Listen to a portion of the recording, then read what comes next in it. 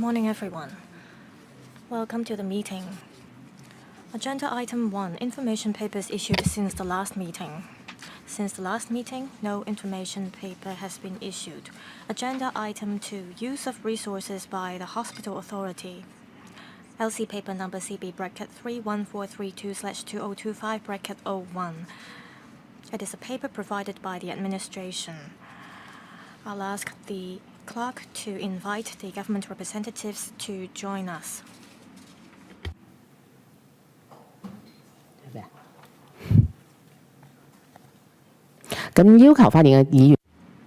Members who would like to speak, please press the request to speak button.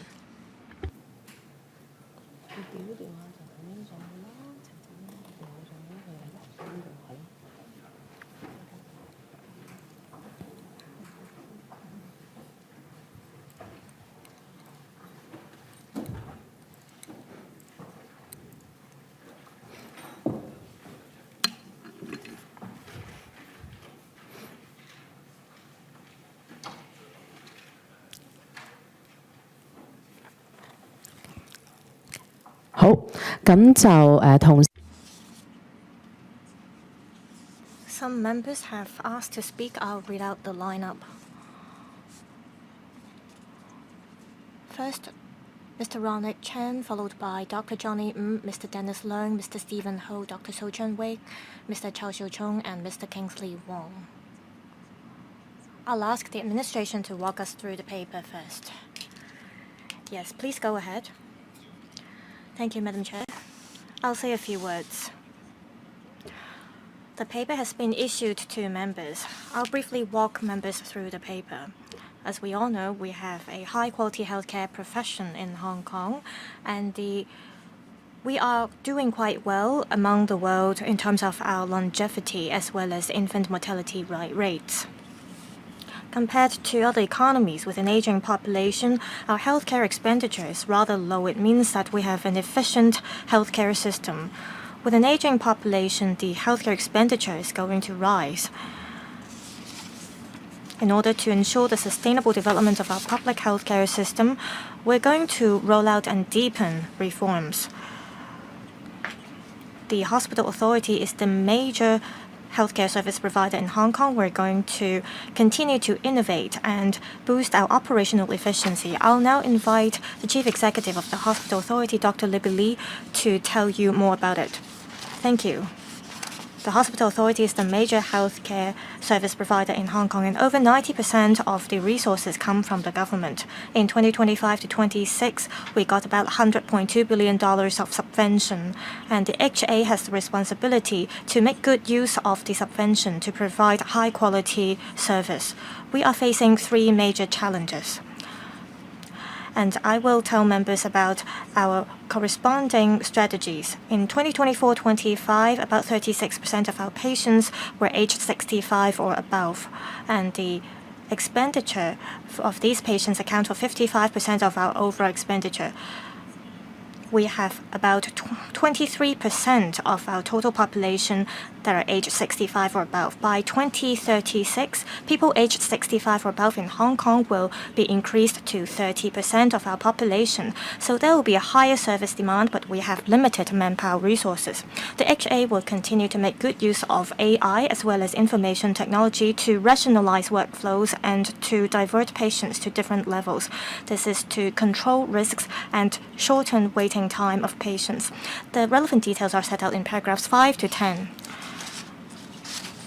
Drugs and medical equipment account for a large part of our expenditure. With rapid technological development, there were diseases that could not be cured by drugs or equipment, like cancers. They are regarded as part of the chronic illnesses. For long-term cancer patients, if they take relevant medication, it could help control their conditions and lengthen their lifespan. These drugs are rather expensive, so the HA will strengthen the procurement management of drugs and medical equipment to boost economic efficiency. In terms of procurement, we will adopt standardized procurement specifications for bulk purchasing, and for high-volume, high-value medical equipment, we will proactively identify suppliers. and it is expected that procurement cost will be able to drop by 10%. For central procurement, when we procure new drugs, we will actively negotiate with pharmaceutical companies. This will help reduce costs by about 20%. Around the world, hospitals is a major stakeholder that consumes energy, and hospitals account for 3% of the total energy consumption in Hong Kong. So back in the 1990s, the HA has already implemented energy-saving initiatives. And we have the target to achieve 5% of energy reduction. From 2030 to 2050, we will reduce electricity consumption by 15 to 20%. We will also implement energy-saving initiatives as well as high-efficiency design, such as the tri-generation system for cooling, heating, and power. That's all from my report. Thank you. Dr. Frankie An has also asked to speak. I'll now invite Mr. Ronick Chan to speak first. Do we have 4 minutes each, Madam Chair? Yes. Thank you. I'm glad that the HA has adopted many initiatives to make good use of resources. I have 2 questions. First, on reducing drug wastage. This year, the HA has, by phases, improved the medication dispensing mechanism to reduce drug dispensing. In the past, a lot of medication was given to patients in order to reduce the number of follow-up consultations to boost efficiency. Has this mechanism struck a balance between patients' demand for follow-up consultations as well as drug usage? After you have made the relevant adjustment, how many drugs do you think we can save every year?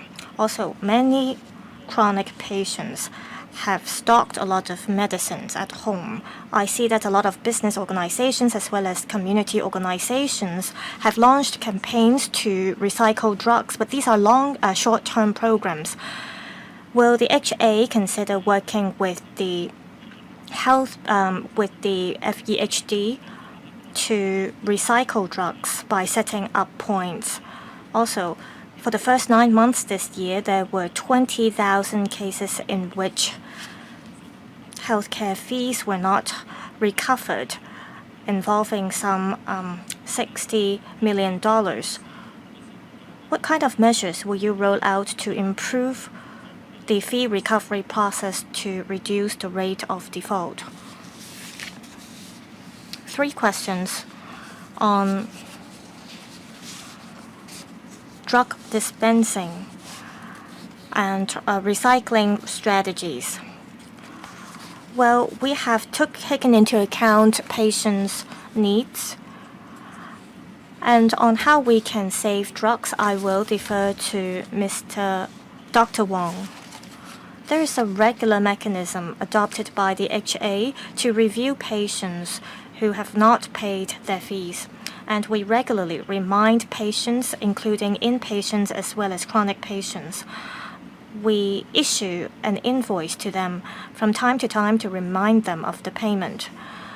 And some of the patients who failed to pay their fees, they have left Hong Kong. Of course, we understand that these are taxpayers' money, so we have to deal with these carefully.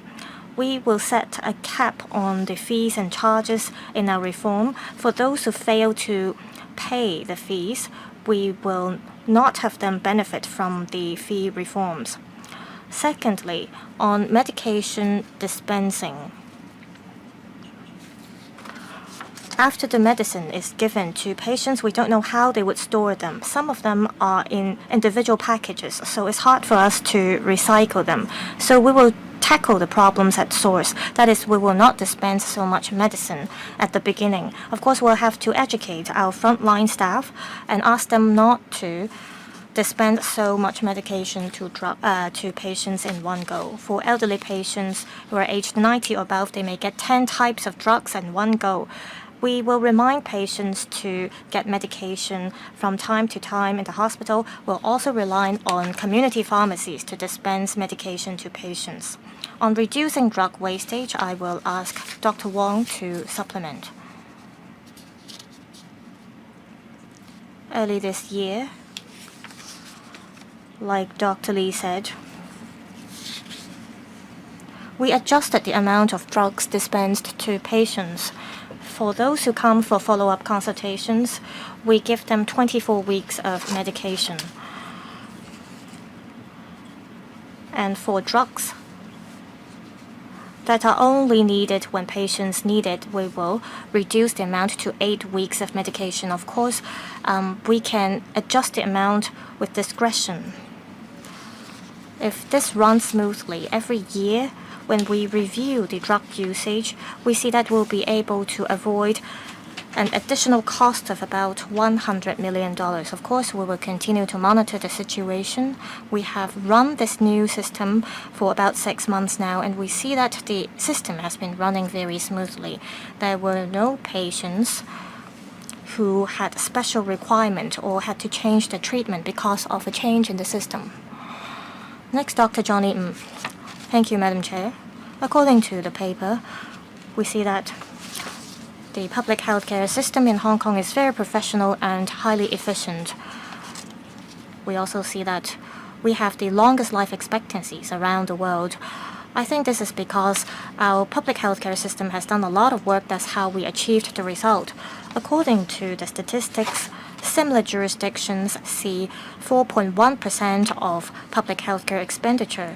The $100 billion also account for a large share of the public coffers. I see that the HA has made use of different technologies in the public healthcare system.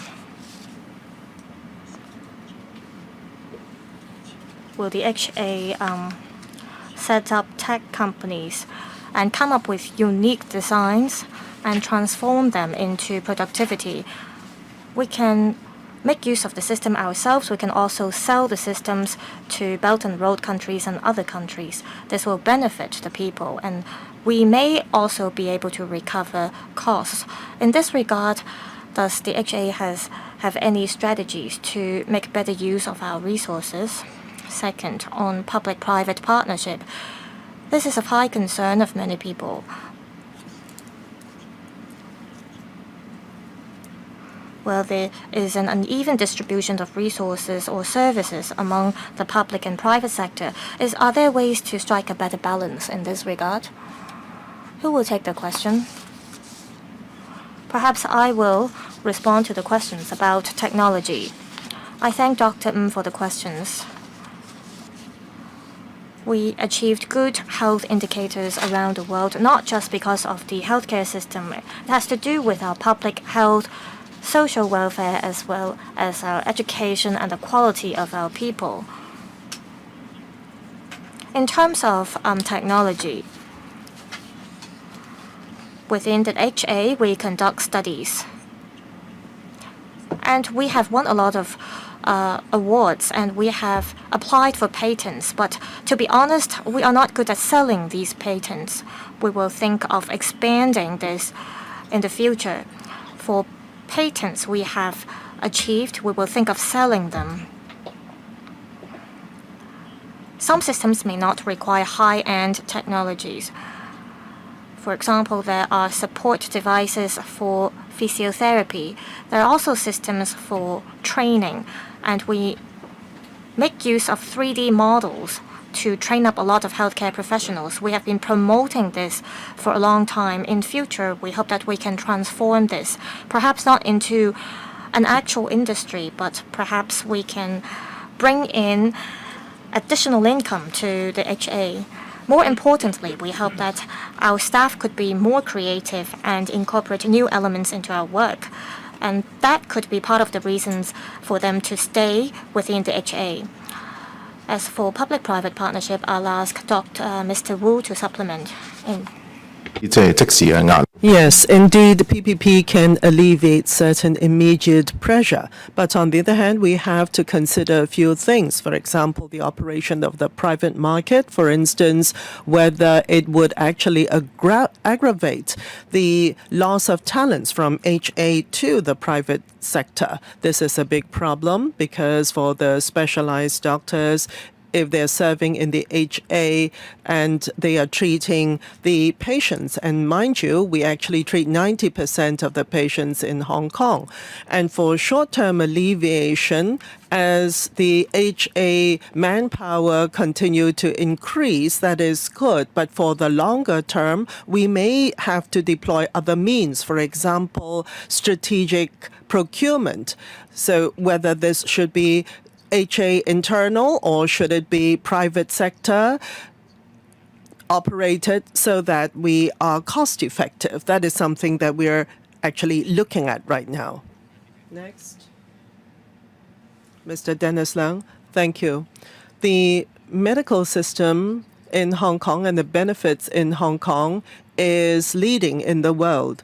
But as we face budget pressures and aging of the population, it is necessary that we look at the measures to make sure that the resources are well allocated and avoid any abuse and wastage. In the past, a lot of old people would go for consultation and they would accumulate a large amount of medication. This is certainly unhealthy. How can the HA do more publicity in this regard or education in this regard? And another point is about early treatment. In the past 10 years or so for specialized consultation, there is a long queue. In the future, how can we improve on this so that, for example, for the personal health of our citizens in Hong Kong, that it can be more well managed and they can early detect any illness so as to lower the overall medication and hospitalization expenses. So in waiting time and also in healthcare manpower, such as nurses and doctors, how can there be better management and allocation, please? And also, we notice something that's happening in the community, and that is there is some misunderstanding in the community that there is certain generic drugs that are purchased by the HA, and people are questioning the efficacy of such drugs. So I think it is important that we explain this to the public. Resources can be well allocated, but at the same time, efficacy in terms of medical and healthcare efficacy is important. Everybody will have to make a step, not just the HA. How can the public also put in the effort so that resources are well used? Thank you very much, Mr. Leung, for the questions. It's very good of you. You already totally understand the essence of what we're trying to promote, and that is self-directedness of the patient and also education of the patient as well as empowerment of the patient. And early treatment is important. In this regard, the HA will work together with the community clinics so that the people in Hong Kong would understand their situation early and better, especially where there can be preventive measures for anyone who has certain conditions such as hypertension and diabetes, etc. And in the treatment, more and more we are adopting a self-directed approach for the patients, even for specialized consultation. Even before the consultation, the patients are to fill in forms to provide specifics about their condition. Let's say for asthma and for certain intestinal diseases, we would want there to be a partnership with the patients. What exactly is the condition of the patients? Whether they should be going for consultation for the going for the doctor or the nurses, or whether they should be taking medication directly. It's not because we want to save resources, but we want the patients to be more empowered and to take their health into their own hands. And then the other point is the deployment of IT, where mechanization can take the place for manpower. We would want to do so, saving time, cost, and improving accuracy. safety. For medication, I will ask Dr. Wong to talk about the safety, the high degree of safety of our medicines. Thank you. First of all, under the register of HA for drugs, they are all registered with the Medical and Health Department, and we will follow the department's mechanism for application of any drugs. The question asked just now was generic drugs or drugs after a patent time. Other manufacturers can start manufacturing these drugs after the patent has run out. So where we purchase these drugs, there will have to be clear information and disclosure concerning the efficacy. For example, that is the same as the original drug. And also we have quality assessment.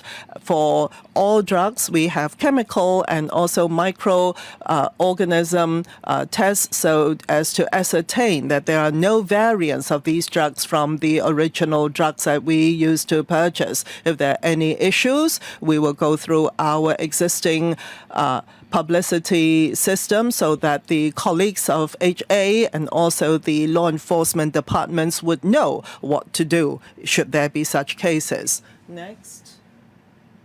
Stephen Ho. Thank you, Chair. Thank you, colleagues of the HA. I would want to thank them and thank the SAR government for having done the good work. When I first came to the LegCo, there were voices of doing away with the HA altogether. But there's been adjustment, and gradually we feel that the HA is of value in a number of areas, procurement of pharmaceuticals, technology, including AI use, smart wards, and also energy efficient, etc. Now, in the answer to Mr. Ng, you have mentioned that you want to start with opening up new income sources, not exactly industries as such, but very often people come back, Hong Kong residents who've moved outside, overseas, come back for treatment and consultation. And if that is the case, if there is an influx of people coming to Hong Kong for consultations and treatment, it may affect the resources of our system.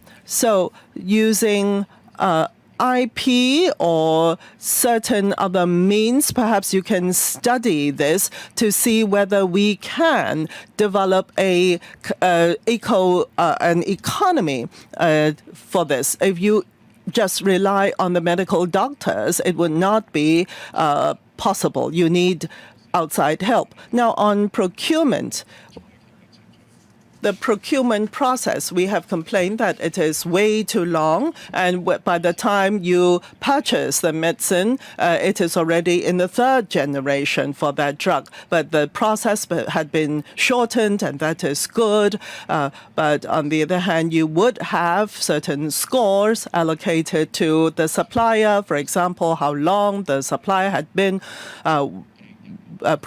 supplying to the HA, etc. And so that is caring for the benefits of the patients.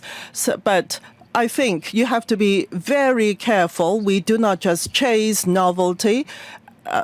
We do not want there to be any errors and mishaps with the new system. So I would want to hear you about the procurement that you have done and what kind of drugs have you bought. So over and above of paragraph 11 of your paper. Now, Mr. Wu will talk about the industrialization, if you will. Now, for IT in the future development, we see a lot of mature healthcare systems. The reason why they can have such advanced IT in their system is because they have created IT. In the hospitals or the HA, we have data patient's data. If we co-create certain software or IT, it is a win-win situation. First of all, the product is more practical, and secondly, there will be a relationship with the co-creator. For example, the outcome would be co-owned, and there will be a relationship with this co-creator. A lot of healthcare systems actually do that. In the mainland, it is also practiced with major drugs companies. So the HA, we have a lot of data, and we have complete data. So we have a lot of potentials for co-creating with certain companies. Of course, we cannot just rely on the medical doctors. We have to work with the industry as well. For innovation and technology, we have to look at the overall development. Yes, we have the data, which is great for research, and in the future, we will develop database which can be used by the drug companies or equipment manufacturers for them to use as we co-develop with them using such data. As for the industry, for equipment in particular, we would want Hong Kong to be a hub for medical innovation, and that would include system innovation. As mentioned, we have this year we will set up a monitoring center for medical equipment and drugs. So there's been a lot of support from the government. The policy address this year, it talks about the office for bringing in advanced medical equipment and drugs so that we can have front end, mid end, and also back end integration. So this is something that we would want to do. There is this roadmap. Well, actually, you should put this into the paper. Otherwise, for sustainable development, if you do not have the economic development part, that would be lacking. Thank you for the opinion. Thank you. So, Chang Wing, thank you. And thank you, Chair. We see that there is a continuous improvement of efficiency and efficacy of the system. I have a couple of questions for the HA. In your paper, you say that for IT measures, such as AI, automation, producing medical reports, and also supporting smart wards, etc., already lowers the administrative burden of the medical staff, increasing their efficiency.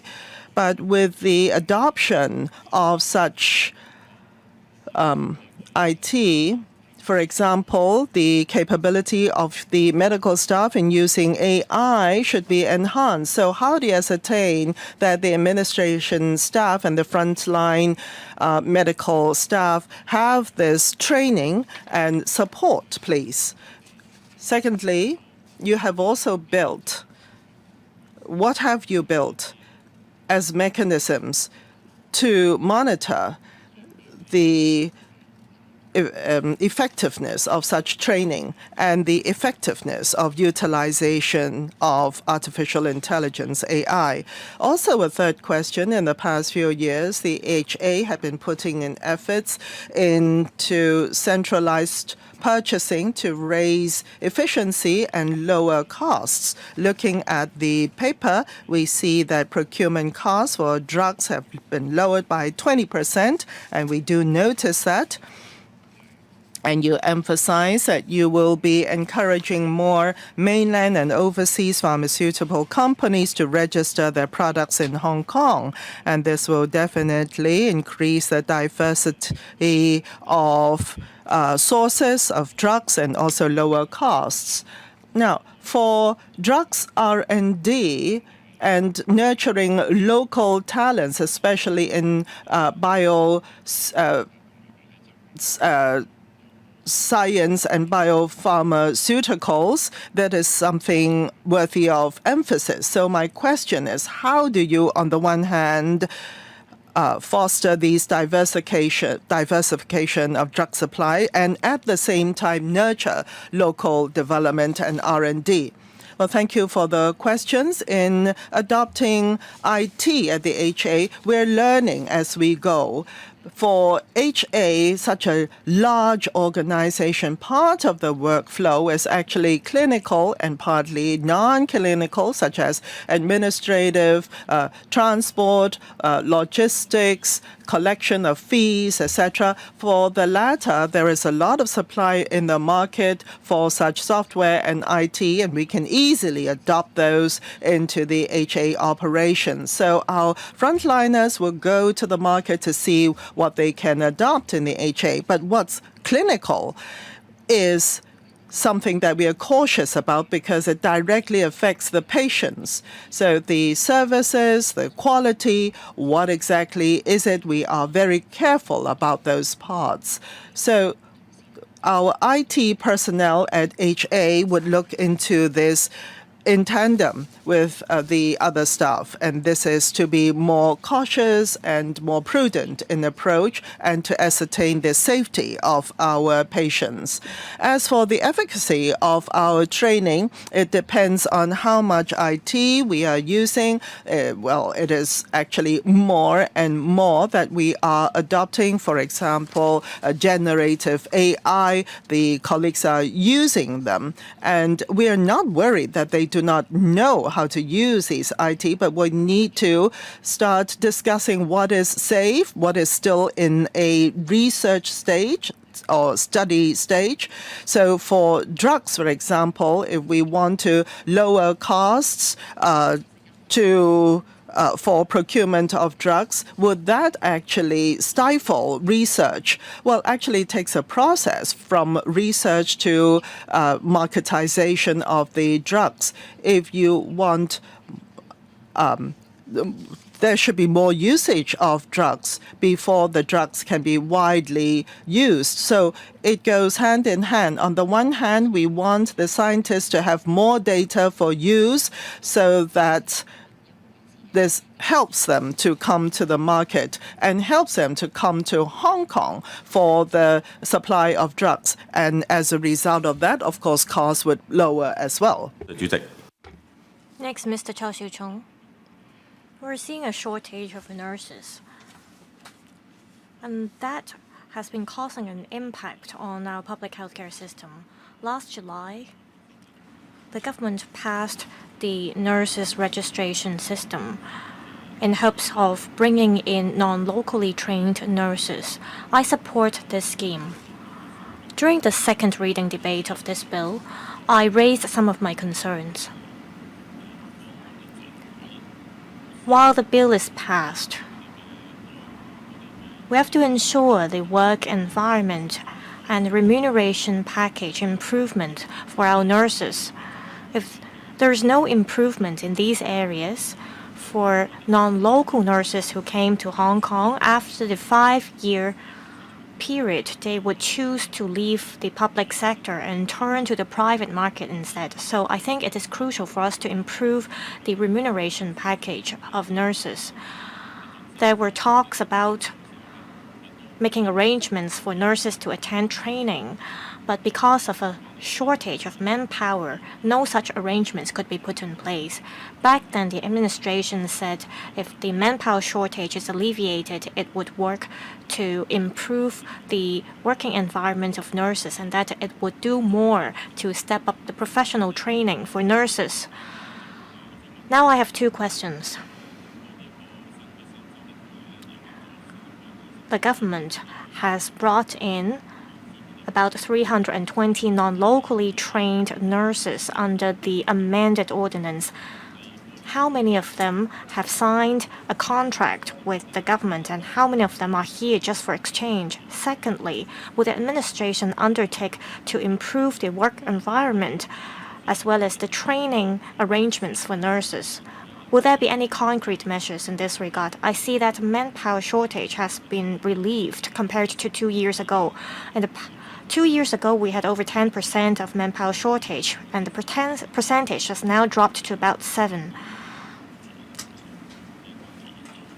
So I want to know if the government has already done something to improve the work environment of nurses. Also, we know that part of the government subvention for the HA is reserved for services provided for the civil servants. The government as an employer promised to offer such medical benefits to civil servants. Some members of the public have misunderstanding. They don't understand why we have tickets reserved or disc places reserved for civil servants at dental and medical clinics and even at Chinese medicine clinics. Is it true that part of the subvention for the HA is reserved for the medical and dental services of civil servants? That's an undertaking from the government.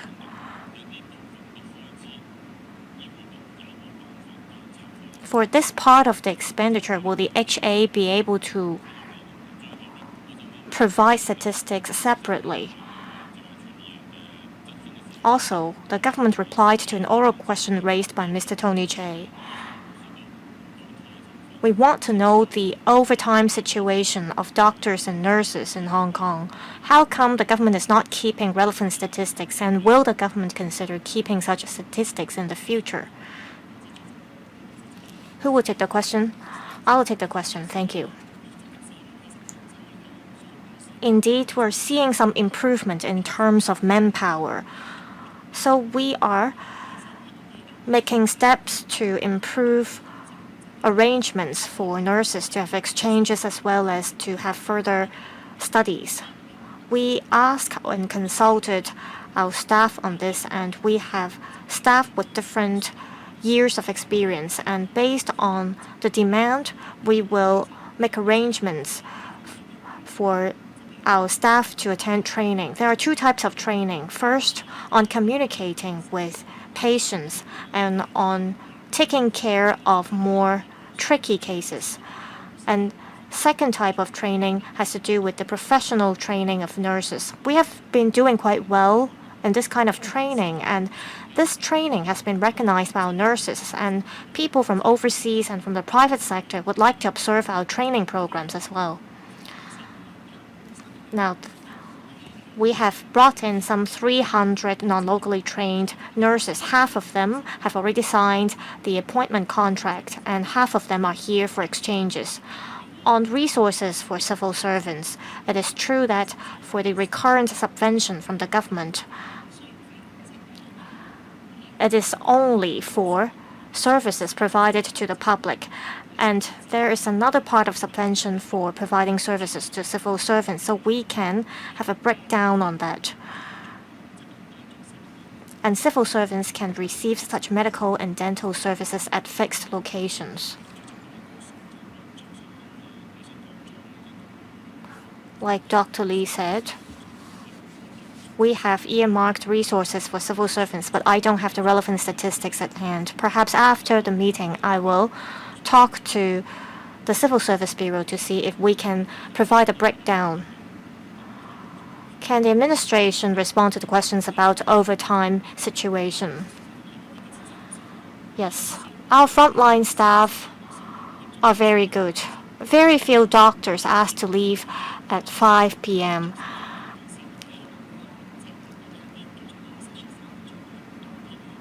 There are sessions that go over 3 hours, and we include them as overtime work.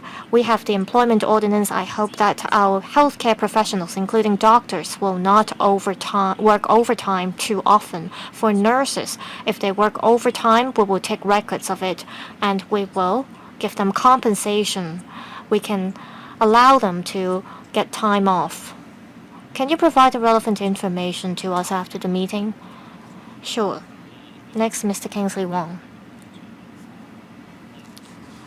I'd like to thank the HA and Madam Chair for allowing us to have a discussion of this topic here. In the past, we didn't have the opportunity to discuss this, so I'm grateful that we have the HA here today.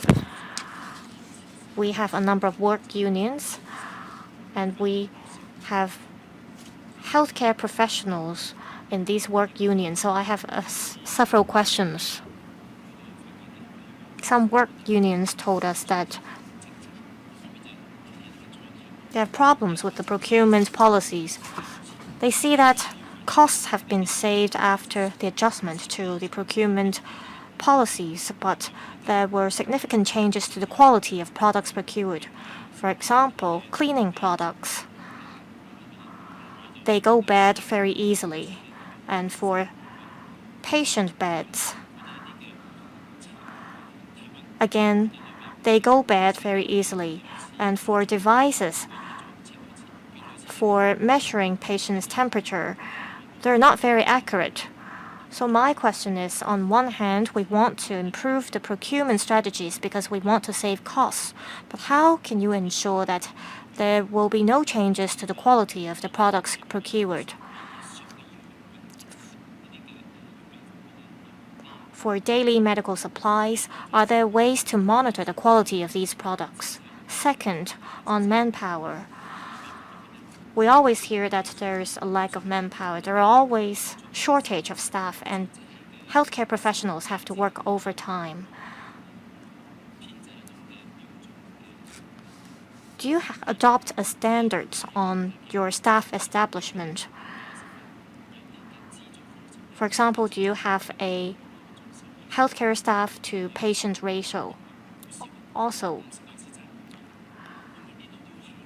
1 out of 50 nurses or registered nurses get a place to enroll in relevant programs for further studies. Will you offer more training places?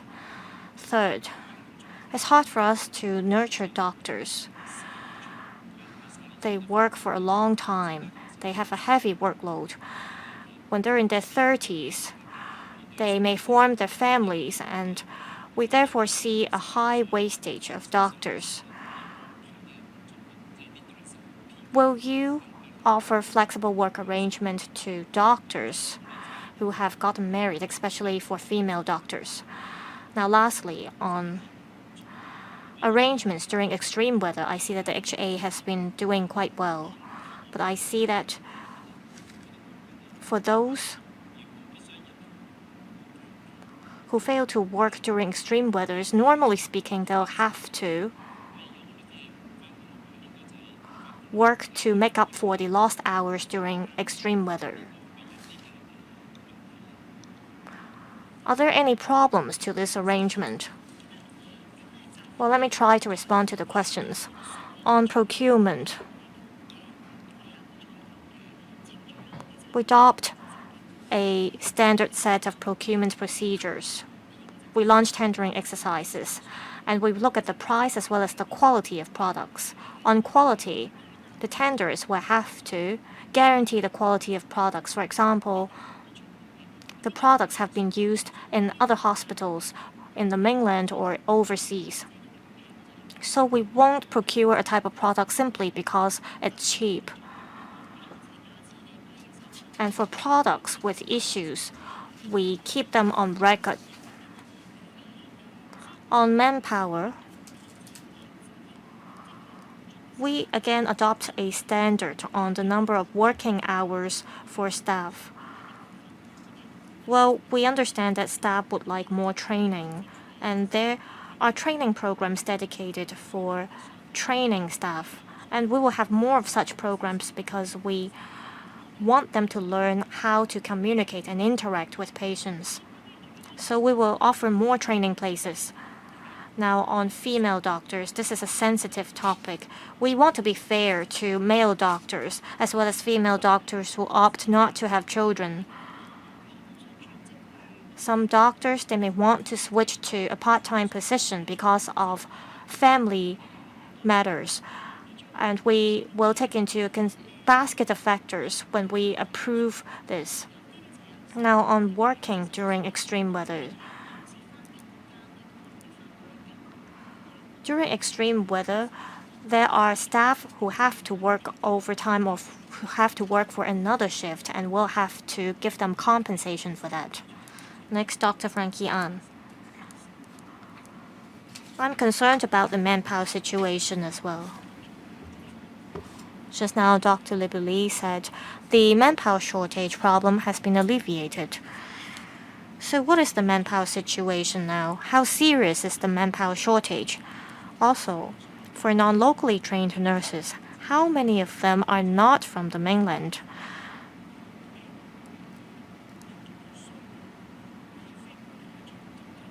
Will it be necessary in the future to recruit more non-locally trained nurses? If so, what kind of arrangements will you put in place? Now, on locally trained nurses, does the HA have any plans to work with the institutions in Hong Kong so that we can speed up the training for locally trained nurses? Yes, indeed so. For manpower in the next 5 years, what is the balance for medical doctors and nurses? Well, I do not have the exact data on hand to tell you how many vacancies we have. I can provide that information after the meeting. However, apart from the quantity, what is also important is quality. For the recruitment, they are mostly new graduates, and so they are relatively inexperienced. So in manpower deployment, apart from the number, we also want there to be experience as well. So the work is not totally done yet, even though there are sufficient headcount. We want to look at the quality and experience as well. As for overseas or non-local recruited nurses, half are nurses from the mainland, half are from overseas. So half and half for overseas and mainly from the UK and Australia, etc. So there was another question. What about future recruitment? Well, overseas recruitment will not cease. As I've mentioned just now, because of the manpower situation, we want two things for overseas recruitment. One, the skills, and secondly, quality. So recruiting overseas, we would want to find qualified and experienced nurses to come to Hong Kong. Next. Tony Tse, thank you, Chair. As with other colleagues, we are very grateful to the HA, and a number of years ago, we have discussed in this panel concerning the public service resources, and I remember very well that the HA was first to come to this panel to explain the resources deployment, and we're thankful for that. And I'm very happy to see that in the utilization of IT by HA, it is very satisfactory. It is already in the paper that has been submitted to the panel. As for the development, procurement, maintenance, and repair of IT and the medical equipment, where the HA staff are familiar, that is, of course, fine. And at certain instances, there will have to be outside help as well. And there are pilot studies as well, or pilot schemes. Now, when are the pilot schemes mature enough to be used and replicated in all public hospitals? And also in terms of costs for such schemes, I'm sure you will balance the costs and the benefits. Can you give us more color? And also for sustainability and also for supply chain risks, I see in these areas there is a 10% to 20% drop in costs, and that is good achievement. I want to say, apart from conservation of resources, sustainability is important. Perhaps you're using novel technology and there will be certain savings, but I'm worried that as we save costs, will there be certain risks or lowering of quality? For example, the quality of some of the new equipment. Nowadays, because of geopolitics, we definitely have to take that into account as well. So I do not know whether you can provide us more information in these regards. Well, thank you for the questions. The HA is very fortunate to have been the first entity to come to this panel on public service resource utilization. Well, for pilot schemes, we start with 1 or 2 hospitals before we cascade to other hospitals, because hospitals are all of different sizes and scales. So there will have to be certain tweaks and changes or addition of certain functions to the software before we can replicate in other hospitals. So for the 7 clusters, we want there to be deployment at some point in time. So for costs and benefits, yes, we'll have to balance both. For benefits, there are some short-term and long-term benefits, and there are some potential benefits. For example, we will have to have a certain time period for the usage of certain equipment or IT before we know what the total benefits are, or for the potential benefits to realize. What we want is accuracy, and also for accuracy and focus with the deployment of IT. This is true around the world with, for example, generative AI. This can definitely be lowering costs. There's a lot of data from overseas, and we'll be looking at them as well. Now, for centralized procurement or bulk procurement, what is very important, most important, is safety and quality.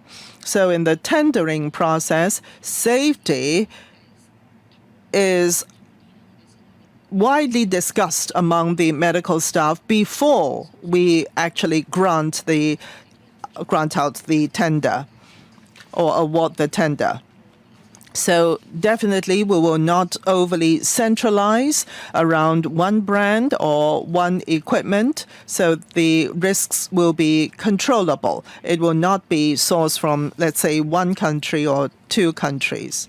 Right, Chair, that's exactly it. For example, there was a time where maintenance and repair of parts for automation computers had been a problem because the source of these parts was a problem. So I'm happy to hear that the HA is taking this into consideration.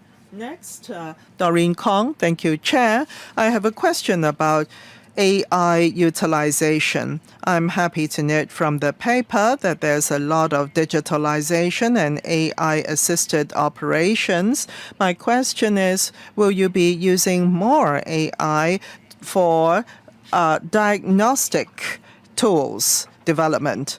You seem to be using it already, but it is in the initial stage. When will there be a more advanced stage of AI deployment in this regard? The second question for Dr. Lee. In the past, for HA-trained nurses, have been a lot of them fleeing to the private sector. I wonder what the retention of manpower is right now in this regard. Thirdly, for the human resources system, Dr. Lee, at the HA, I'm sure you want to make certain reforms. In the HR system, you have certain investigations and hearings which are difficult. I have received certain complaints from HA staff claiming that they were wrongfully accused, or because of competition for promotions, there had been people banding together in persecuting an officer or staff. So it can happen in different places. So how can you forestall these wrongful cases happening? Because this is worrying for the staff if you do not improve the system, and they fear that they're stepping on toes. You want the HR system to not engender worries unduly. So how would you be improving on the system? Thank you. Thank you for the questions. For generative AI in particular, in diagnostic use, this is not just the HA or the medical field, because when it comes to the service for patients, the benefits for patient safety, for patients, it is important that the software be well safeguarded. AI, for instance, or the software, if it should go wrong, who bears the responsibility? This is widely discussed worldwide. Some sectors feel that the software should bear the brunt of the liability, but this is not now developed in Hong Kong. So therefore, for AI diagnosis, it is important and it is a trend worldwide. But the gatekeeper will have to be the human medical officer to see whether the AI diagnosis is indeed accurate. The policy address has already mentioned that for certain digital labs, when we look at the biopsies, etc., we are also adopting this as a procedure. So step by step, for AI, it has analysis function, but going all the way to diagnostic function, there will have to be a way to go. Now, as for manpower and loss of manpower, whether it is specialists or support staff or medical doctors and nurses, the attrition rate is lowering, and it is back to the rate that we had before. So manpower is in a better position at the HA, but as mentioned just now, yes, we may have the headcount, but we have to nurture the experience. Now, for the deployment of HR as a 95,000 strong staff organization, HR is complex. Yes, there are appeal mechanisms for the staff where they feel that they are aggrieved, being unfairly treated. There are appeal mechanisms available to them. Now, even if it's not in the annual appraisal, but they're just dissatisfied with their work in certain respects, there is also a complaints mechanism for the penalties and termination of contracts, etc. There are also internal mechanisms as well. But indeed, the organization is large. I cannot rule out the possibility of some singular cases of this nature. But if there should be such situations, we need to promote a culture of equity. If you see such situations not pertaining to you personally, still you should raise this. The staff should raise this to their superiors and to the organization. Guok Wai Keung, thank you. Thank you, Chair. Thank you for allowing me to ask this question at this juncture. Two questions. For this year, even though we all know that there is a deficit budget, but there is an increase for the allocation to the HA. With the population aging in Hong Kong, would this continue to grow in terms of resources allocation, and how do we avoid the situation whereby because of the aging population, we continue to increase incessantly the medical budget so that it at some point creates undue pressure and burden on the overall budget of Hong Kong. And definitely there is a working group being set up to look at resources allocation and what is the HA's preparation in answer or in anticipation to the questions of this working group.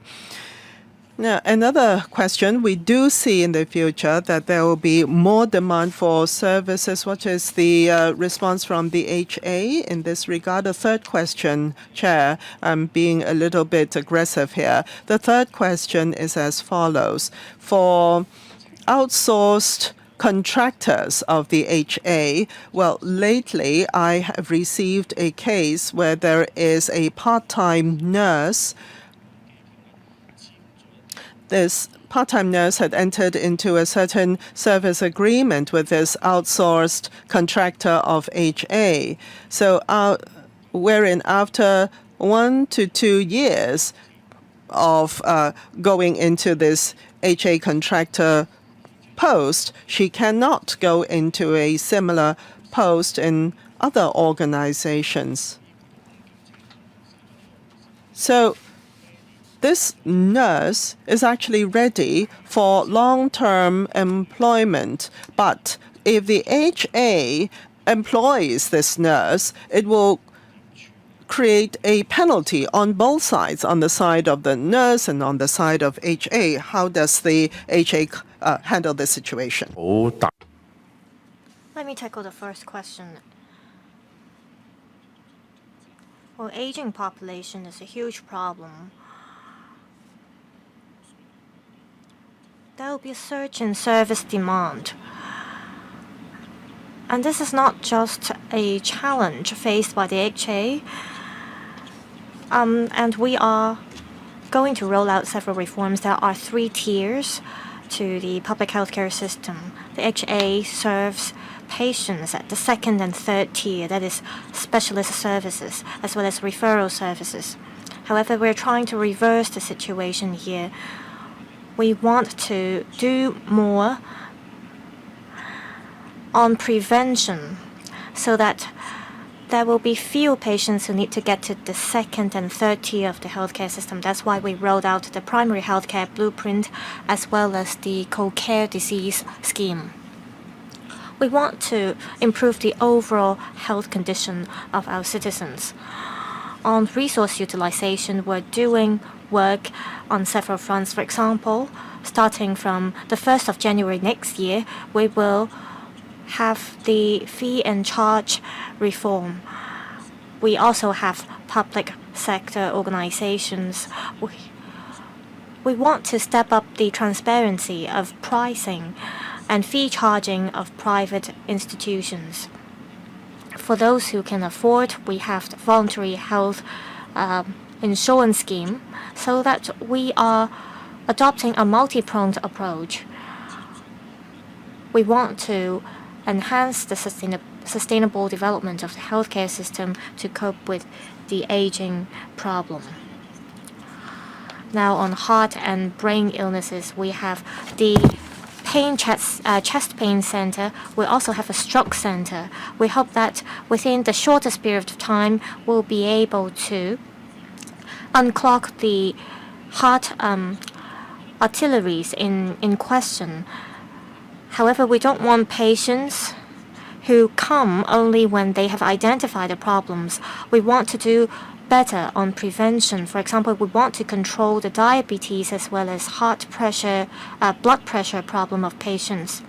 And lastly, we noticed that there is a problem on the terms and conditions with the work contract. So we have removed the relevant clauses, so there won't be the same problem again in the future. Now it's my turn. I actually wanted to ask about how you tackle the aging problem as well, but now I'd like to turn to the point about public and private services. As mentioned, those aged 65 or above account for about 30% of our total population, and the problem will only get worse. So we will have to rely on public-private partnership in future. What will the ratio look like? Will that be a 30-70 split or 60-40 split in the coming 10 years? I think it's important that we are aware of the ratio. We already have the relevant statistics on our population. We want to know how much we will spend on healthcare in future. Then we'll have to learn about the ratio and the split. Now, on the overall resource utilization, well, this is a panel on public service, and I want to learn more about how we save costs by reducing energy consumption. Within the HA on energy saving, is there an annual target? And which department under the HA reviews whether the target has been met? Say, for example, I want to reduce energy consumption by a certain level in the next 10 years, and a department will be dedicated to reviewing whether the target is met. Also, will you opt for innovative healthcare products? We have the HKPC Productivity Council. We can work with them and we can design homegrown and locally branded products, and this will not only offer help to the services and save costs, but also help boost the overall image of Hong Kong. I will address the first part of your question about public-private partnership. We have 10 public-private partnership projects under the HA. We don't have a fixed target on how many projects that it would adopt a public-private partnership. It really depends on whether the service is appropriate. And secondly, about an imbalanced distribution of manpower. The HA handles 90% of the patients in Hong Kong. That's why we need a reform.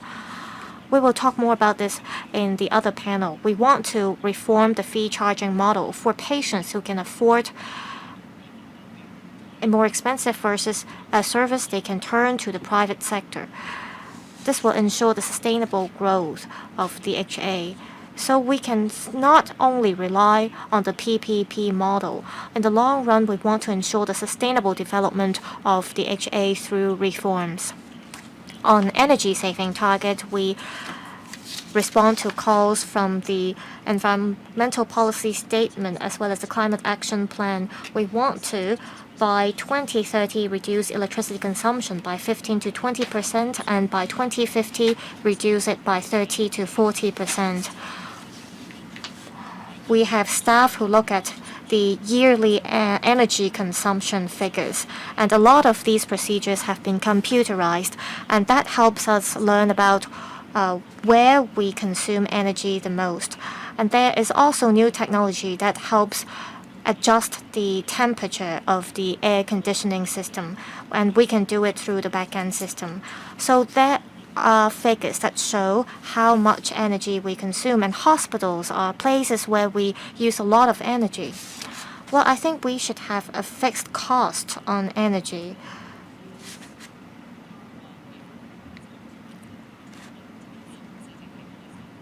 Well, there were mentioned about the kind of products you procure. You procure hospital beds as well as Band-Aids and so on. I think we should not only take into account environmental protection, but we need to have a system that monitors how much energy you use. Well, every quarter we have a financial report, so we know how much fixed cost is spent on energy and how much manpower we have deployed to help monitor this. There will be new hospitals in Hong Kong. And we expect that in the long run, energy consumption will be lowered. Well, I think the key is you have to increase revenue and cut costs, but at the same time, you have to ensure your service quality. Like other members said, I hope you will review all these in details. If there are no further questions from members, we will move on to the next agenda item. Thank you. The next agenda item is resources deployment and performance management in public sector schools. CB bracket 31432/2025 bracket 02. I'll ask the staff to invite the government representatives to join us. Members who would like to speak, please press the request to speak button. So yes, I will invite the government representatives to join us. First, I'll give each member 4 minutes, including questions and answers. I always forgot to remind members of this. I see that the government representatives are here. I will ask them to walk through the paper first. Sure. Good morning, Madam Chair and members. Education is crucial to nurturing talent, and education is the foundation for the development of a strong nation and national rejuvenation. We attach importance to education, and we've devoted a lot of resources onto this. We provide human resources to schools and to enhance the forming of a professional teaching force. We also deploy resources to schools, and we ask schools to make use of these resources on their own, and we ask them to come up with school-based policies to enhance the development as well as the accountability system as well as transparency to enhance the overall education quality. Teacher is primary resources for ensuring sustainable development of education and schools. We have the relevant policies to review human resources as well as other measures to help build a stable teacher force. We assist schools in ensuring professional development of teachers. We, for example, prudently check the records of teachers, and once every 3 years, we check the criminal records of registered teachers. We also seriously deal with any misconduct cases of teachers. We also have built a professional ladder for teachers. For teachers as well as school principals at different development stages, we help them formulate clear goals as well as training framework. On making use of financial resources, the government offers different kinds of grants and subsidies to schools to meet their needs. For example, there are recurrent subsidies. That is the expanded operating expenses block grant. Also, schools are given non-recurrent subvention and grants. And schools may also apply for extra resources, such as under the Quality Education Fund, to support their quality education. We also ask schools to have a comprehensive financial planning plan to ensure flexible use of resources, as well as the giving right priorities to different resources to support the development. On resource deployment, we allow schools to enjoy higher level of autonomy. They have to shoulder a higher responsibility to ensure cost effectiveness of making use of resources. Schools have to come up with goals as well as human resource, as well as teaching policies. There should be teacher performance management system as well as self-evaluation system. Schools need to, based on the needs of students, systematically formulate plans.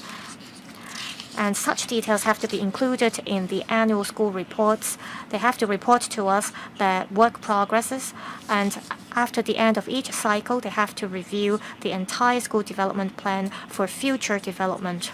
Schools have to, for major stakeholders, reflect the progresses of their work, and they have to systematically store and consolidate information that serves as proof of their sustainable development. We regularly conduct school visits as well as check the financial position, and we also conduct focus inspections to monitor the use of resources by public sector schools to ensure that schools make improvements on their quality and teaching. We encourage schools to upload their school reports to their websites to enhance transparency as well as accountability. The Education Bureau also provides a number of support services as well as training for schools to enhance their teaching efficiency and efficacy. In future, we will continue to help schools enhance their governance. We will remove relevant restrictions to help schools build a framework with accountability. Also, the Education Bureau will continue to promote the professional conduct guidelines on teachers. We will stringently monitor teachers who are recruited, and we will also seriously deal with any misconduct cases to ensure all teachers recruited are fit and proper persons. Providing quality services to our students is our goal. We will continue to promote digital education as well as STEAM education at primary and secondary schools.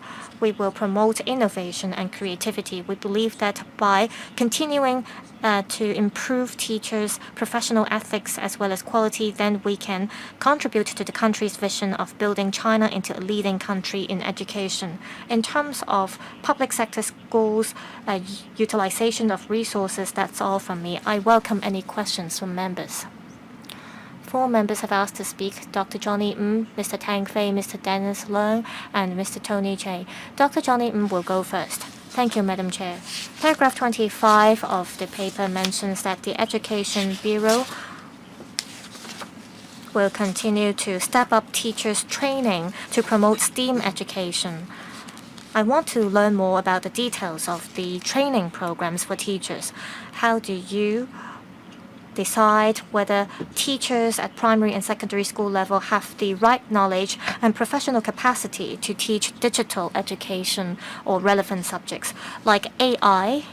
Of course, it's important for you to be able to apply it, but more importantly, you have to know how to apply AI ethically so that we can ensure young people in future, they know how to safeguard personal privacy as well as the ethics of using AI. Secondly, I see that the paper has talked about how to ensure the governance level of schools as well as how to manage teachers and their quality. It's important to enhance students' education. Well, teachers spend about 8 hours a day at schools, so a lot of times schools cannot manage teachers or students, so parents play an important role as well. On schools' governance, will the administration give resources to schools so that there could be more interactions between students and teachers so that we can ensure the whole person development of students? Undersecretary, I thank Dr. Ng for the 2 questions. 關於數字 Concerning nurturing teachers and raising their capability in digitalization, this is something that we put a lot of emphasis on because teachers are very crucial in quality education. AI, STEAM education, and digital education are all very important, and one of the main emphasis is the training of teachers. Now, under the steering committee for digital education, at the beginning of the year, they have set out four strategic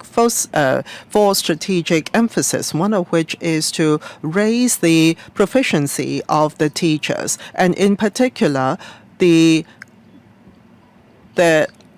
understanding of the use of digitalization or digital use is important. Now, it is part of values education, the values attached to using technology. And we have already set it out that there will have to be ethical use of technology, and that would include, as the honorable member had mentioned, for example, understanding of the ethics, law and regulations, telling apart what is true and what is false, privacy protection, etc., etc. We have included all those into the training of teachers and also in the resources and teaching kit for teaching and learning. As for future development, parents' cooperation and the family is very important, especially from kindergarten to secondary school. There is already a framework for parent education, and we are also promoting with a campaign for positive parenthood. And it emphasizes that the parents support the schools in positive education and positivity nurturing among the students. The parents are also very concerned about AI development and digital education, and together with EduCity in digital education and technology in the coming year in the Technological Education Week and also in various events, we have a parent skills. That is, this year we have done a principal skills, and next year we'll focus on parental skills in digital education. So yes, there are resources allocated to parents' education. Next, Mr. Tang Fei. Now, I see that there is a good balance between the school-based and also the department-led management of various aspects, including human resources and also teaching and learning. And there was a time when it was lopsided and more centralized, and now this is a very good balance. My question is, for the license of the teachers and continuation of the licensing of the teachers. Now, this is separate from the registration of the teachers. Let's say there is a teacher teaching at school, and if there is a continuation or extension of his license, will that take into account the results of the appraisal that is carried out at school? Let's say there are teachers who have not been teaching for a long time, and now they want to re-enter the field to join a school, and that would not be related to any appraisals. But on the other hand, if the teacher's been teaching at a school and for the extension of the license, will it take into account the appraisal results of this teacher? There are pros and cons to whether this should be taken into account. So, for example, would there still just be continuing training data, or would it also take into account the appraisal results? And what if the appraisal results is not really satisfactory, but it is not a misconduct case where the license should be revoked? No. So what is taken into account at the extension of licenses for the teachers? And because the schools have different appraisal systems, and definitely the government schools and the subsidized schools would have very different appraisal systems. So how do you take this into account? That's my question. Thank you very much, Mr. Tang, for the question. Concerning the professional license, it's been analyzed in detail the pros and cons of the two ways of handling it. The reason why there is this professional license, it is because society has an increased or enhanced expectation of the teachers. So we have looked at overseas experience and also local professionals registration systems. So that's why the next year we will be revising the education ordinance to include this. So for continuous professional development every 3 years, there have to be 150 hours of professional development training records. And in the future, for one of the conditions for the professional license, the teacher would have to fulfill this CPD requirement. This encourages and requires the teachers to move with the times and continue to learn so as to maintain the quality of teaching and learning.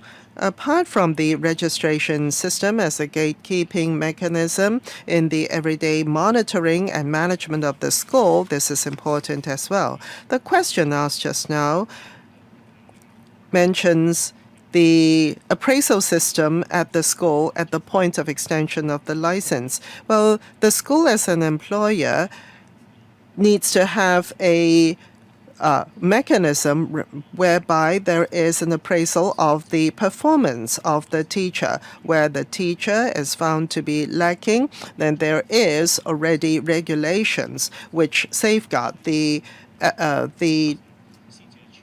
welfare of the students. So the school does not have to wait to the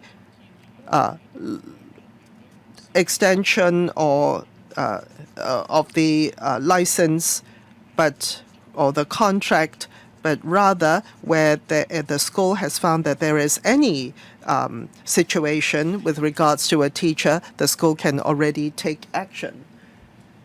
Yes, Mr. Denny Leung, please. Thank you, Chair.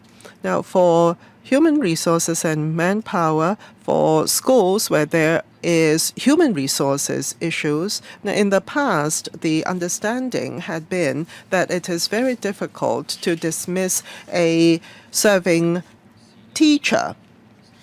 There will have to be verbal warnings, written warnings, etc. Now, there is a case concerning sexual harassment, and the teacher concerned easily switched to another school after being let go from the original school.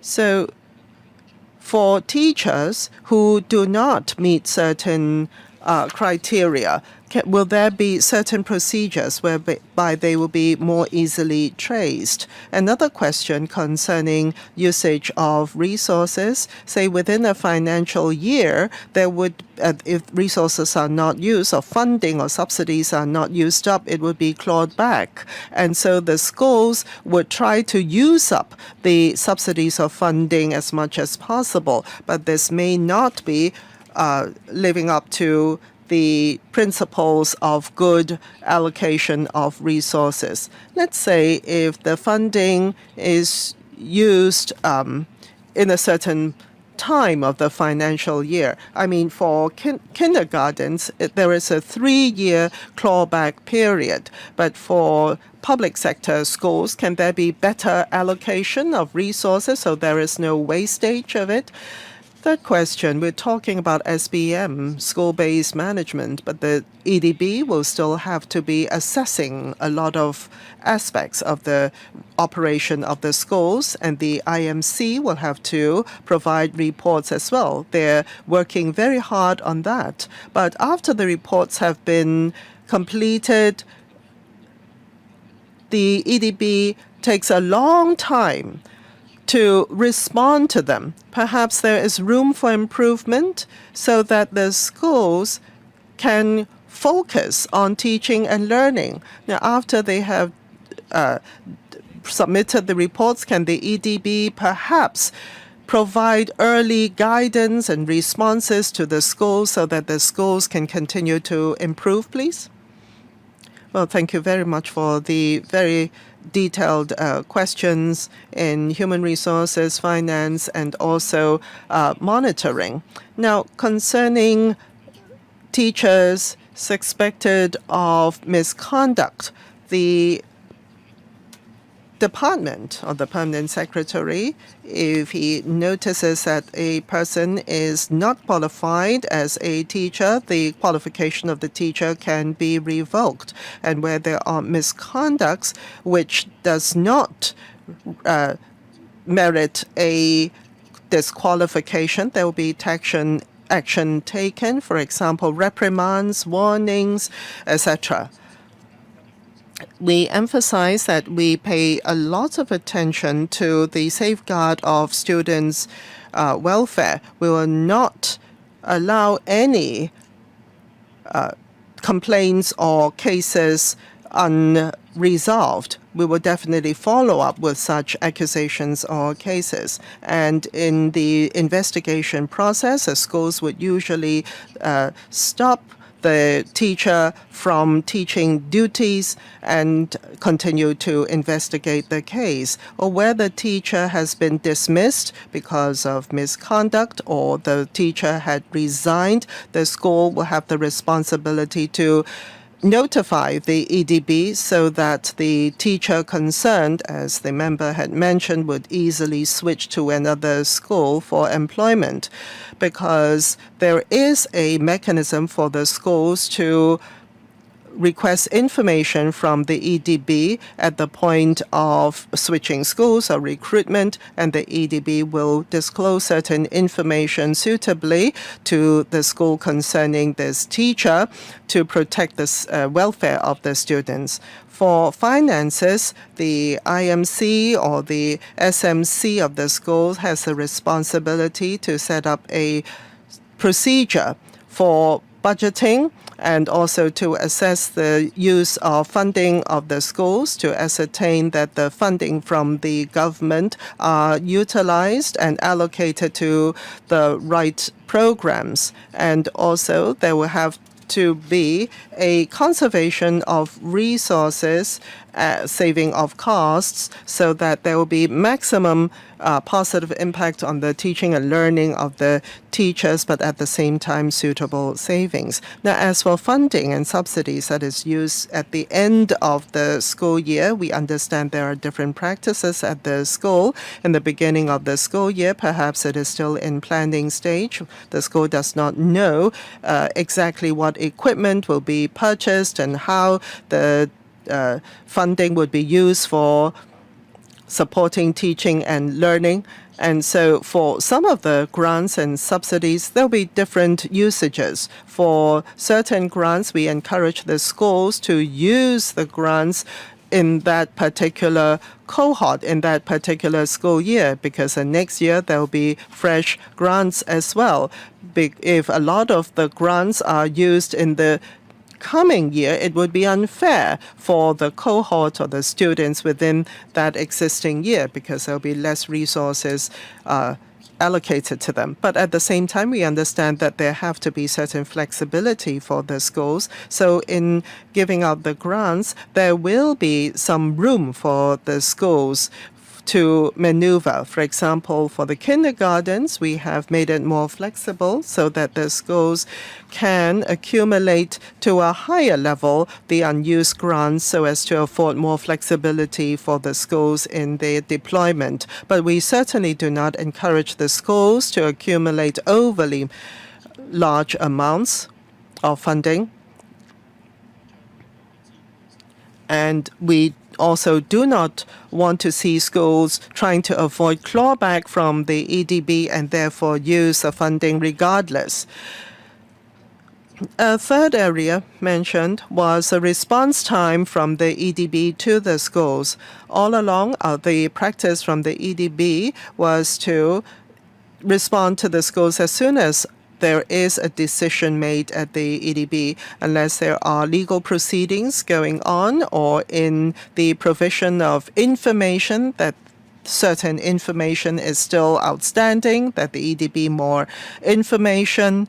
Well, but there is a common understanding, and that is where there is a result or a decision from the EDB, it will be informed to the school as soon as possible.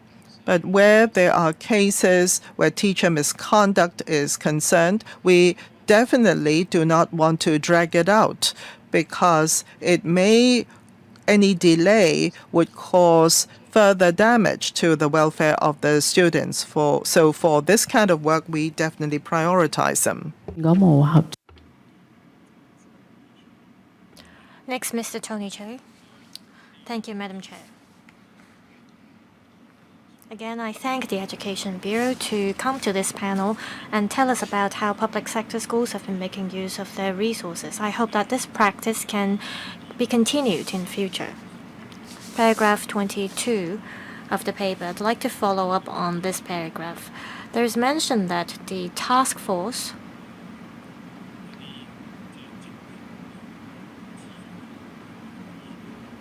focuses on how schools can consolidate their subsidies to make sure that schools can flexibly use their resources. According to the paper, the task force will study this. I want to know the timetable for this.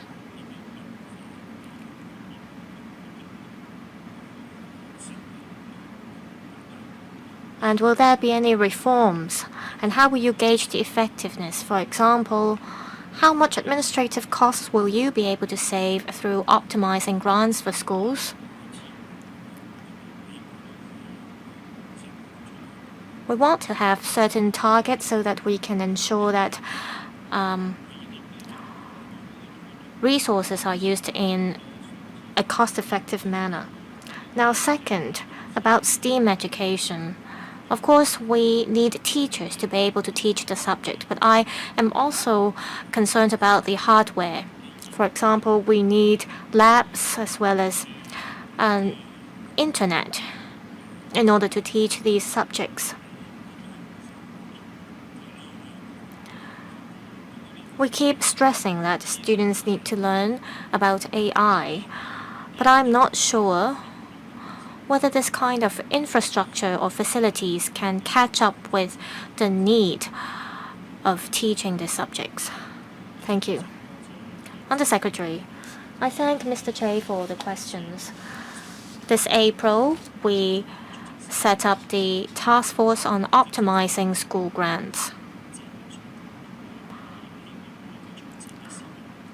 Like Mr. Tony Che said, we want to adopt an innovative mindset. We want to roll out reforms in order to optimize all the grants for schools. For example, there are subsidies dispersed in the form of a block grant.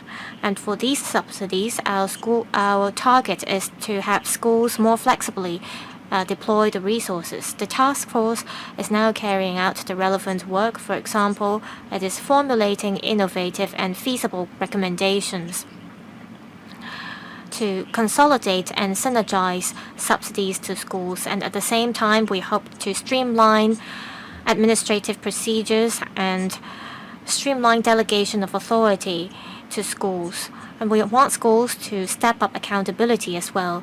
We have consulted some stakeholders. We have held some focus group meetings to learn about the needs and concerns of schools. In terms of the timetable, we expect that in year 2025 and 26, we'll be able to complete the relevant review, and then we will announce the details as to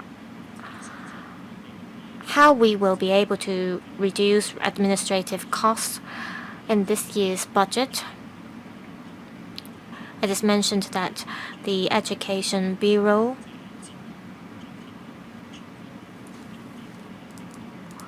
will consolidate the subsidies for sister schools as well as the subsidies for comprehensive learning. In the past, we asked for an individual report for each subsidy granted, and each sister school will have to submit a financial plan. And for the comprehensive learning subsidy, there needs to be another report from schools. After the consolidation, schools will only need to submit one report for both grants. That means in the past, there were more administrative works, and now the administrative works and procedures will be streamlined, and this has taken effect starting from this year.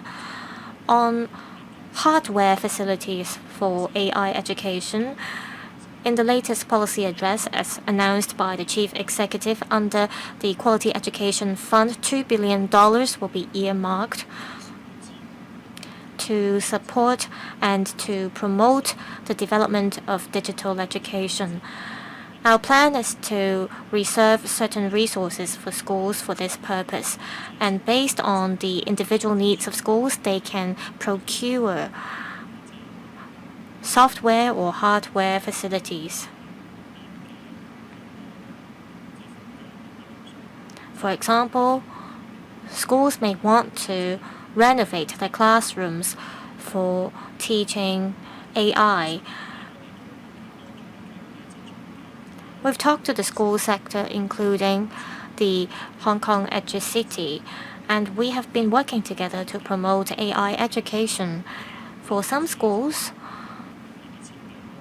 they have procured their own devices and equipment based on their own needs. And for other schools, we can do centralized procurement for them, and this can help save costs. If most of the schools are of the view that there is one kind of software that is required for teaching AI, then we can opt for the centralized procurement model instead of having schools procuring such software individually. We can, through the Hong Kong EduCity, adopt the centralized procurement model, and that would be more cost-effective. Mr. Xiao Qiuchong, thank you. In year 2017, the government in its policy address announced a $500 million non-recurrent subsidy to ensure the professional development of teachers and school principals. Paragraphs 8 and 9 of the paper mentions that the grant is used for the professional development of teachers. Now, after the disbursement of the grant, we were met with COVID. I believe that there is an outstanding balance of about $400 million for the grant. And moving forward, there will be an additional $100 million of expenditure for schools for this purpose, and the money will be used up by year 2026-27. And there were suggestions that we should have a $2 billion seed fund to support the long-term expenditure in this regard. The financial secretary, however, said that the government would have to review the seed fund, and I believe the government has already suspended the plan of rolling out a seed fund for this purpose.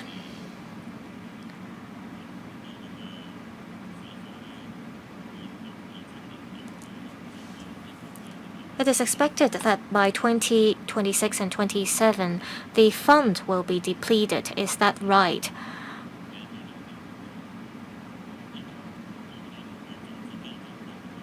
Now also, without the seed fund,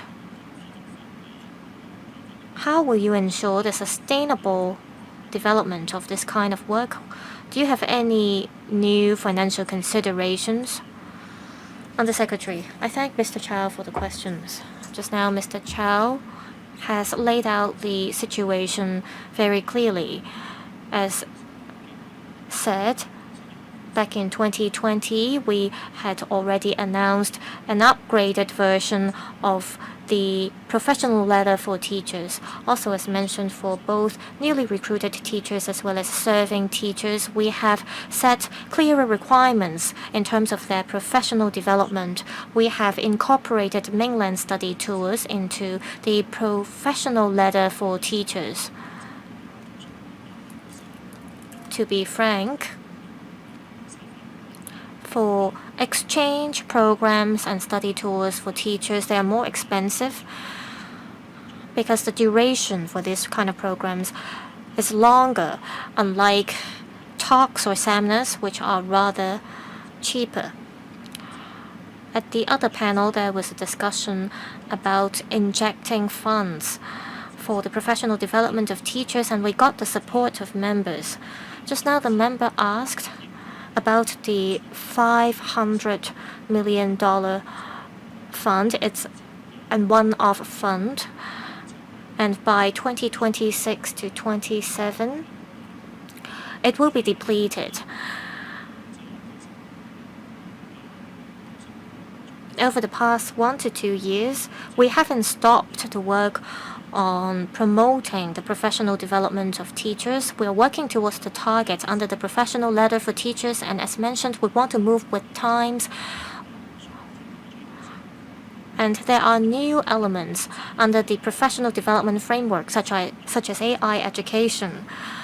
As to our financial arrangement after the fund is depleted, we will continue to monitor how we should take forward the future plan. We will work with the FSTB. We will liaise closely with the Secretary for Financial Services and the Treasury. Madam Chair, paragraph 22 mentions about the plan to optimize grants for schools. Schools are facing a rather tight fiscal position, and in the coming 2 fiscal years, we are shrinking the subsidies for schools. I believe schools are very tight in terms of their budget. I hope the Education Bureau would step up its work on supporting schools to handle any problems concerning the professional development of teachers. Undersecretary, I've heard members' views. Indeed, on training up teachers all along, It's been the Education Bureau that has been making arrangements for schools. Of course, schools also organize their own teachers' professional development days, and Education Bureau has been allocating resources for schools to organize such activities. And for larger school-sponsoring bodies, they hold joint school programs as well. As for mainland study tours, for example, it is the Education Bureau that organizes it. Ms. Lillian Kwok. Thank you, Madam Chair. I'm not a member of this panel, so thank you for allowing me a chance to ask questions. According to the paper, the Education Bureau strives to ensure an effective use of public resources. As mentioned in the policy address, the teachers' registration scheme will be reviewed. In the past, there were no fixed requirements for teachers to hold a practicing certificate for public sector schools. This is because they were recruited as civil servants. Now that you're going to review the system, will you ask all teachers of public sector schools to get the registration? That's my first question. Second, we always say that we need to integrate into the overall development of our country and into the development of the Greater Bay Area. I understand that teachers have been working very hard to enhance the Putonghua proficiency, and schools have been helping teachers to get the relevant qualifications as well. In the public sector, we rely on the CSB to organize training for teachers. We have 180,000 civil servants. How many Putonghua courses do we have for each teacher? On average, they have about 1 to 2 hours of Putonghua training for each teachers. Have you assessed the Putonghua proficiency level of teachers at public sector schools? How many of them meet the standards, and will you consider using Putonghua as the education medium? Now, on AI education, it's been hard for schools to recruit professionals or teachers who specialize in AI education. Well, there are some 60 schools under the government. Will you consider consolidating or integrating certain schools and recruit one professional to support the AI education of 2 schools, for example? Also, you mentioned about the upgrading of software through EduCity. You mentioned that we can adopt a centralized procurement model to save costs. Can you tell us the administrative fee charged by EduCity?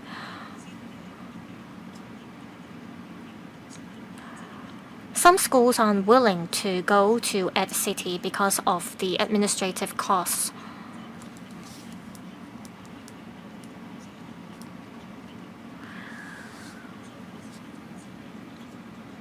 Oftentimes, schools, they procure the devices they need themselves because of the relevant restrictions. And you mentioned about the Quality Education Fund. Well, you have cut the funding by some $600,000 to $700,000. So schools have been applying for Quality Education Fund. But the copyright goes to the QEF, and so some of the products could not be procured by schools.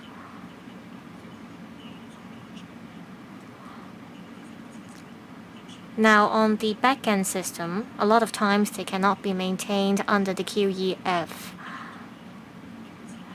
And for some hardware facilities, they are procured under the QEF, and the schools can not upgrade the facilities. There were such situations before, and there are many robots that were procured and now being abandoned by schools. So how do you deal with such situations? Undersecretary, I thank Ms. Lillian Kwok for the questions. We are amending the education ordinance. And also the requirement for the practicing certificate. For the details therein, for example, the question asked about whether this is applicable to government school teachers. Well, for this kind of details, we are doing some preparatory work, and we are in the process of discussing some of the details. What is important is that for the arrangement, that it be legally based, that it is smooth, and that it is in keeping with the requirement of the teaching profession. Now, since the policy address, we have received different suggestions and opinions, and we understand that there are different concerns and different opinions. So with the different channels, we will be continuing with the listening of opinions from the SSBs, from the IMCs, education organizations, from professionals, so as to incorporate those in our deliberation of the details. As for the other question, we put a lot of emphasis on the teachers' continuing qualification. The policy address had also mentioned that we will support the teachers in going for the assessment, the national assessment on Putonghua. As for Putonghua utilization in teaching Chinese in Hong Kong, yes, there is a requirement for the teachers teaching Putonghua. As for AI teaching at school, I will find out more about the fee charged by EdCity. For EdCity, in fact, it is I would say, a partner with the government and the EDB in promoting digital learning. So there is funding provided to EdCity, provided by the EDB. And sometimes it is a left-right pocket situation. So what is important is we want to do the work well. And as mentioned just now, we want to facilitate our teachers in meeting their needs. Where there are tools, whether it is in technology or digital tools, whether schools find them useful, the EDB is very open to work together with EdCity and to look at suppliers for the schools. So sometimes it is not just out of commercial considerations that these suppliers provide the tools or information. What is important is that the students are helped in their learning. So if the EDB talks directly or if we talk directly to EdCity, it will be easier than talking to all the different companies. Sometimes for startups, it may not be easy for them to sustain a large-scale project. Now, I have been to Cyberport to talk to their CEO, and there are over 100 education-related startups in Cyberport. What the companies want is for the schools to pilot and test use the technology first and provide feedback to the developers before there is widespread deployment. So we have a pilot scheme where we collect the feedback from the schools to help with the utilization of digital tools in the schools in the long run. Yes, I will have a second round of questions later. Fine. My turn. We thank the administration for coming to this panel, because for this panel, this is the first meeting for this term, and we want to talk about the schools' utilization of resources. Now, members had asked questions of other nature just now, but at the same time, we do want to focus on resources usage. And in April, we noticed that you have set up a special working group concerning the subsidies provided to schools. So what is the progress of this work? And also in terms of school governance and efficiency, what is the appraisal system or the assessment system for efficiency of schools? Is there room for improvement? What is the frequency of your assessments? Can you give us more information, please? Thank you, Chair. Yes, perhaps I can provide more information concerning the optimization of school grants working group and the work that they're carrying out. In the subsidies to the schools, there are the EOEBG, and under that there are sub-pockets or items, and they all have their specialized usage. And outside of this grant, the schools are also provided other grants. Some are time limited to achieve certain policy goals and others not. And these subsidies are not fungible because the grants and funds were set up for specific reasons. And perhaps there can only be a small amount from the grant which can be used for certain related purposes. Just now, the question asked was how much can the schools retain from the grants? And if they retain certain amounts of grants, would it actually be causing problems?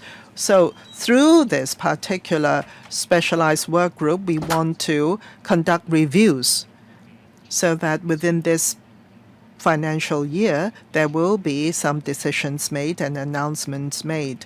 So the purpose is for certain grants which are similar in nature to allow the schools, especially where now there is a tight budget for them, to use the funds or grants more flexibly. For example, to make certain grants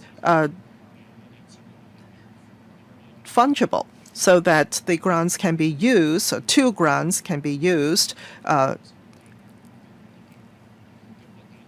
the same time, such as for mainland trips, learning trips. And this will actually, and sister schools, these are two funds which can be used interchangeably. And of course, there will be reports made after the activities or the usage of the grants. That is an example.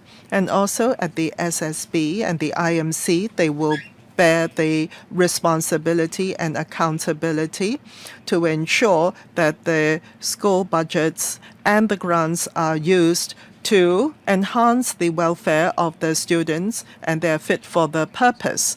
And the department would also monitor the schools in their usage of funds and also their HR. For example, we will see whether the school is using the funds prudently and on a timely basis. For example, the grants, whether they are used according to the guidelines and whether these are included into the school annual plan, the school annual report, and uploaded to the website of the school so as to increase transparency. So at the school visits and inspections, we will look into these, and if the officers find there to be any problems, there will be follow-up actions with the schools concerned. Thank you. Second round. Lillian Kwok. Yes, I want to know about the QE fund. Now, for copyright of apps, for example, after a certain project has been concluded, there cannot be ongoing maintenance of that app. For example, there had been projects where the QE fund results are being used, let's say for maintenance of a certain app, there will have to be another application made, let's say to the QE fund, before they can do so. That is a problem. Secondly, about training, I'm not worried about subsidized schools teachers. They have been very alert and aware of training requirements, and government schools teachers as well. But I want to know for the civil service, as I've mentioned, the number of hours allowed for them to attain Putonghua training. Then for the government schools teachers, what is their Putonghua efficacy? Have you looked into this? So in particular for government school Putonghua efficacy, that's a question. A third question, for a lot of corporations, they're not thinking of profit making in providing these IT for schools, but at least they have to cover costs, right? For certain software, they're not trying to make money. Please be succinct in your questions. All right. So for providing for a school, it may be $30,000, $40,000 as a lump sum, but that doesn't even cover their development costs. That is a problem. So these three questions. Well, this meeting will be extended by 15 minutes after the conclusion of the original time period, which ends at 12:45. Yes, in answer to the questions, copyright under QEF, it is true.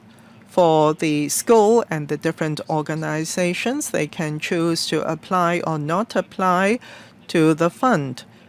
The purpose of the fund is where there are some good case studies, let's say creative teaching and learning, for instance, then the secretariat of the fund, because there is this possession of the copyright, they can actually extend it to all schools for usage. Because for QE fund, the purpose is to provide widely certain examples, good examples of teaching and learning and quality education. So there is this flexibility, as mentioned in the question just now.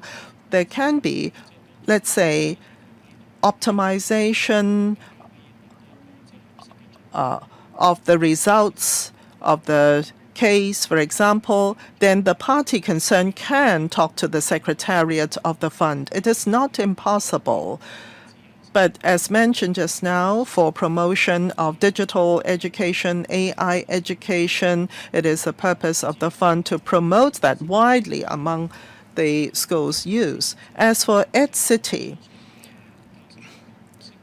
the role of the EdCity, we believe, is important because it has very good school network relationship and also in promoting STEAM education. It is very experienced, and it also has a one-stop platform. So the corporations, they can approach the schools directly, but if they work together with EdCity cross-sector, of course we understand different corporations will have their different thoughts and ideas, but I would believe if there is a concerted effort cross-sector to promote the usage among all schools in Hong Kong, it would be an advantage. And we want to provide opportunities for different stakeholders to come together, EdCity representatives, representatives of IT corporations, the SSB, the EDB, and also the Principals Association, etc., all sitting together to resolve problems. That would be best. As for Putonghua standards of government school teachers, I don't have any data on hand, but I can go back and get some information. And at the same time, we are very happy if the numbers are low to provide more training. The teachers can join training courses organized by the government or the school, or they can go through their CPD to raise their Putonghua standards. It's not that the schools will have to organize Putonghua classes. If we do see the demand, then among the government government schools, and we have colleagues dedicating their work to the government schools to raise the Putonghua standards of the teachers, because it is important that they have good standards. Any other further questions? Well, thank you, Undersecretary, for attending the meeting of this panel. This is an important topic. Well, I thank members for all the questions. Now let's move on to the last agenda item. There being no further business, this is the last meeting of this panel in this legislative session. I want to thank members as well as the administration for their support to the work of this panel. There being no other matters, meeting adjourned. Thank you.